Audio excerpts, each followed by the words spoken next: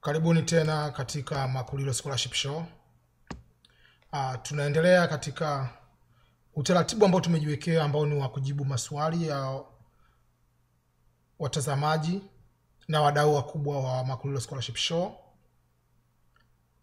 Awali video iliyopita nilikuwa najibu maswali ya mdau Nafikile Mwangomile. Alikuwa na maswali 8, niliweza kuyajibu maswali kadhaa. Nikasema baadhi ya maswali nitaweza kuyajibu katika video nyingine kwa sababu maswali kwa ni mengi na yanahitaji majibu ya kina. Sasa basi tunaendelea na ujibuji wa maswali. Lakini swali la sasa hivi ambalo lilikuwa ni swali la 8 linahusiana na masuala zima ya lugha. Swali linasema kama ifuatavyo: kuna kitu kinaitwa TOEFL test au LTS test au Cambridge test, lakini wametoa maelezo kuwa kama ulipata degree yako toka kwenye chuo ambacho kinatumia English kama instructing language hutahitajika kufanya test. Swali ni je, hiyo inawezekana ikahusishwa vyuo vyetu vya Tanzania? Naomba uzoefu utumike zaidi hapa.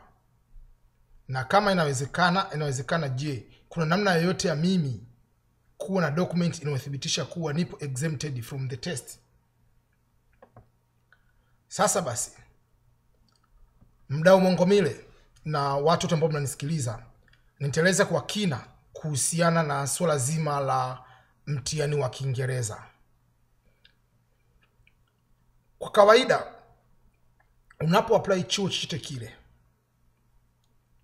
wanahitaji mtu awe ana uwezo wa kusoma, kuelewa na kujibu mitihani inayofundishwa kutokana na lugha inayotumika katika chuo kinachohusika. Sasa basi, katika mazingira hayo utabidi uoneshe kwamba wewe unajua kutumia lugha inayotumika kufundishia pale. Sasa hii inatokana na sheria ya nchi husika, lugha inayotumika kama lugha ya nchi na au lugha inayotumika katika elimu ya juu katika nchi na husika. Sasa basi, katika nchi ambazo lugha mama sio Kiingereza, hapa namaanisha nchi mfano kama vile Ujerumani, nchi kama vile Finland, nchi kama vile Norway, nchi kama vile Netherlands, nchi kama Sweden, nchi ambazo lugha mama sio Kiingereza, mfumo wao elimu uko vipi? Lugha ya kufundishia iko vipi? Lugha ya kufundishia kuanzia kindergarten hadi level ya kwanza, degree ya kwanza ya chuo kikuu, shahada ya kwanza, bachelor degree, inakuwa ni katika lugha ya nchi husika. Kwa mfano, ukienda Sweden, lugha inayotumika kufundishia Kiingereza ni Kiswedish. Ukienda katika nchi kama vile Ujerumani, Kijerumani kinatumika kufundishia elimu ya kuanzia chekechea mpaka katika level ya bachelor degree. Ukienda katika nchi ambazo mfano wa nchi nyingine, kwa mfano kama vile Norway, Norwegian language inatumika mpaka katika level ya degree ya kwanza. Lakini unapokwenda katika level ya masters na PhD, Kiingereza kinatumika. Kuna watu wanasoma katika lugha yao, lakini vile vile Kiingereza kinatumika katika kufundishia katika nchi hizo. Kwa maana hiyo basi, unapoomba katika vyuo ambavyo lugha mama si Kiingereza katika level ya masters na PhD, unatakiwa ujue Kiingereza. Ila kama unataka kuomba kusoma Ujerumani, usome bachelor degree Ujerumani, ni lazima uoneshe cheti cha kuprove kwamba unajua Kijerumani. Hiyo ni katika mazingira ya haraka. Sasa tuje katika mitihani. Ni kipimo gani kinachotumika kujua kwamba wewe unajua Kiingereza? Sasa kipimo kinachotumika ni kipimo cha mtihani. Mtihani gani? Mtihani hiyo iko mitihani miwili. Huu mtihani wa Cambridge uweke pembeni kwanza. Tuzungumzie mitihani mikubwa miwili.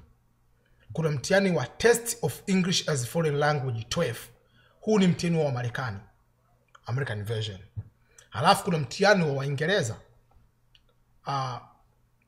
International English Language Testing System, LTS. Kwa Tanzania mitihani hii inafanyikia wapi kwanza? Kwa Tanzania mtihani wa LTS unafanyikia katika British Council. Ada yake ni kama $250,000. Ameni shilingi $250,000. Kwa sababu ni pound, sina wakia pound kiasi gani, lakini kukiconvert unatakiwa ulipe kama shilingi $250,000. Mtihani wa TOEFL unafanyikia pale University Computing Center. Kama unafanya mtihani wa computer based au internet based, lakini kuna mtihani kama vile paper based unaweza kufanya, lakini kwa haraka kama uko Dar es Salaam unafanyikia katika University Computing Center katika chuo kikuu cha Dar es Salaam Mlimani campus. Kwa hiyo mtihani wa TOEFL wenyewe ni $160 ambazo ni zaidi ya shilingi $200,000. Kwa hiyo sina uhakika ukiconvert inakuwa ni kiasi gani, lakini hicho ndio kicho kufahamu. Ulipaji wa mtihani wa British Council unalipia pale British Council, lakini kama unataka kulipa wa TOEFL lazima ulipe kwa kutumia njia ya online au kwa njia ya kielektroniki ambao utalipa kwa kutumia Mastercard, Visa card na njia nyinginezo ambazo unaweza kutumia kulipia. Sasa basi tuje kwamba mtihani huu, je, unaweza kuwa exempted au huwezi kuwa exempted? Mtihani huu unaweza kuwa exempted, lakini sasa sio vyuo vyote, sio scholarship zote zinaruhusu mtu kuwa exempted kwenye mtihani huu.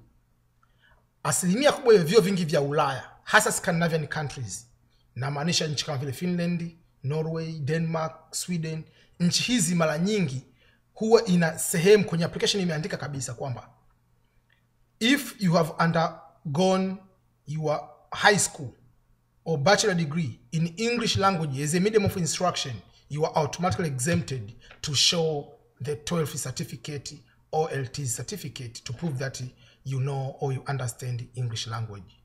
Kwa wanakuwa imeandikwa kwenye application kwamba you are exempted to do. Kwa hiyo huna haja ya kusubmit any other document kuprove kwamba wewe unajua Kiingereza. Cheti chako kitali kile kiko katika Kiingereza kimejiprove by itself. Lakini vile vile unaweza kaandika wewe mwenyewe official letter kwamba ni letter of exemption, kwamba mimi fulani bin fulani nimesoma katika university fulani, University of Dar es Salaam mfano, University of Arusha au University of Tumaini, ni kwamba kiko katika nchi gani na mfumo wa nchi unatumia lugha gani. Kwa sababu mfumo wa nchi unatumia Kiingereza kama medium of instruction. Kwa maana hiyo basi unaomba kuwa exempted kufanya mtihani au kuonesha cheti cha TOEFL au LTS, kwa sababu katika eligibility ya applicant imeshakuwa stipulated clearly that if you have undergone your studies in English language hauna haja ya kufanya mtihani huo. Kwa hiyo hicho ni katika kipengele cha kuwa exempted au kutokuwa exempted. Inapokuja sasa katika vyuo vya nchi nyinginezo kama vile Marekani, Uingereza, sio vyuo vyote, vyuo vingi vinakwambia lazima uoneshe cheti hicho. Netherlands kuna vyuo vingine ni must, lazima uoneshe cheti hicho. Kwa lazima uwe makini. Umakini wako unatokana na nini? Ni vyema ufanye mtihani wa TOEFL au wa LTS. Kwa nini? Usitegeshe bahati nasibu kwamba watani exempt. Unapoingia katika kinyang'anyiro cha kuapply vyuo, ingia kama mshindani, usiingie kama msindikizaji. Mfano, hata kama unakuwa exempted kusubmit cheti, fikiria wewe ndio mtu unayechagua watu. Kuna Tanzania wawili. Tanzania kama Tanzania imekuwa exempted kusubmit mtihani, lakini kuna Mtanzania mmoja kafanya TOEFL kafaulu vizuri, Mtanzania mwingine hajafanya kabisa. Yule Mtanzania ambaye alifanya ameenda extra mile, atachukuliwa yeye. Kwa hiyo ni vyema ufanye mtihani wa TOEFL au mtihani wa LTS. Nitaandaa video nyingine kueleza kwa kina ushauri wangu ni mtihani upi ni bora au ni rahisi kufanya kati ya TOEFL au LTS na kwa nini. Nitaeleza katika video nyingine, lakini nataka tu kukuelewesha tu kwamba unaposema unataka kuapply scholarship lazima uingie gharama. It is expensive to apply. You must apply in order to get a scholarship. Sasa katika kuapply, ugharama wake wa kwanza ni lazima ufanye admission test. One among admission test ni English proficiency test. Ufanye LTs au ufanye TOEFL. Mtihani mmoja kati ya hiyo mitihani miwili. Chochote kile pale kinaruhusu kufanya mtihani mmoja kati ya miwili na kuweza kusubmit cheti chako. Kwa ni lazima ufanye. Hilo usipofanya, maana yake kila mwaka utakuwa unasubiria kuapply Norway, unasubiria Finland, vyo vichache ambavyo vinatoa exemption. Lakini unapoingia hata vile chuo kinatoa exemption, lakini competition inapokuwa kubwa, ukakutana na watu wengi wamefanya ile mitihani, wewe ambao hujafanya, hutakuwa na nguvu kubwa sana ya kucompete. Kwa unapoingia katika scholarship, be competitive applicant. Usiingie kama msindikizaji, usiingie wa kusubiria huruma, kwamba huruma itakuwaje msimu huu. Na kukumbusha tu haraka, unapo apply chuo kwa international student, tuna apply kwa kwanza fall semester au autumn semester. Maana yake kwa kwanza August September kwa mwaka.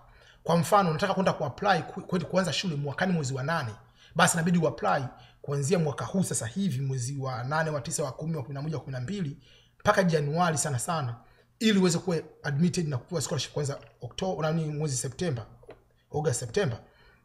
Maana yake kama ukiapply kwa mwaka wa masomo 2018 mwaka ujao wa masomo na ukakosa, maana yake ni kwamba unabidi usubirie mwaka 2014 August. Kwa hiyo unapoteza mwaka mzima.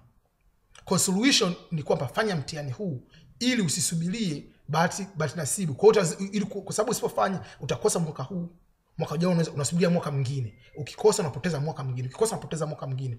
Matokeo yake unakata tamaa, unaanza kuwa na majungu kwamba scholarship unapendelea. Kuna upendeleo katika scholarship. Maana mimi sina bahati. Hili sio swala la bahati, sio swala la upendeleo. Vigezo na masharti uzingatiwa. Ninaposema vigezo na masharti namaanisha moja ya masharti au vigezo ni kwamba lazima umefanya TOEFL exam au umefanya LTs exam, English proficiency. Lakini kama unatoa exemption, it's okay. Lakini sio vio vyote vinatoa exemption. Vio vingi ni lazima ufanye. Na hata kama ukitoa exemption kama umefanya haikuathiri kitu, ni vyema ufanye mtihani huo na ufanye maandalizi. Nitaandaa video nyingine kwa kujibu au kueleza kiundani kuhusiana na swala zima la English proficiency test, kwamba ni upi ufanye na kwa nini ufanye mtihani huo, marks zinakuaje na mambo mengine yanakuaje. Kwa wadau wengine nahitaji maswali yenu niweze kujibu maswali yenu. Nimezungumza tangu mwanzo kwamba hii ndio njia mpya ambayo nimeanza kuitumia. Nitakuwa najibu maswali ya wadau mbalimbali kwa kupitia video badala ya kuweza kuandika. Ukitaka swali lijibiwe kwa Kiingereza mwanzo hadi mwisho, nitajibu kwa Kiingereza. Kama swali liko na mchanganyiko wa Kiswahili kama mdau Mwangomila alivyoandika, nimejibu kwa Kiswahili. Kwa lugha ni yoyote ile nitakuwa naweza kachanganya au naweza kaongea kwa Kiswahili mwanzo hadi mwisho au kwa Kiingereza mwanzo hadi mwisho. Hilo sio tatizo. Lakini kitu kubwa nataka tuhakikisha wadau unaweza mka apply scholarship na mweza mkapata. Cha msingi ni masharti kuzingatiwa. Tuondokane na mawazo tu kwamba scholarship ni bahati, scholarship ni ngekewa, scholarship ni upendeleo. Vigezo na masharti kuzingatiwa. Karibu tena katika Makulilo Scholarship Show. Nahitaji maswali yako mengi. Weka maswali katika comment hapo, weka maswali yako au niandike katika email yangu makulilo@makulilofoundation.org au katika Ernest_makulilo@yahoo.com. Nitaweza kujibu maswali yako. Karibu tena katika Makulilo Scholarship Show. Asante sana mpaka wakati mwingine. Kwaheri. Bye bye.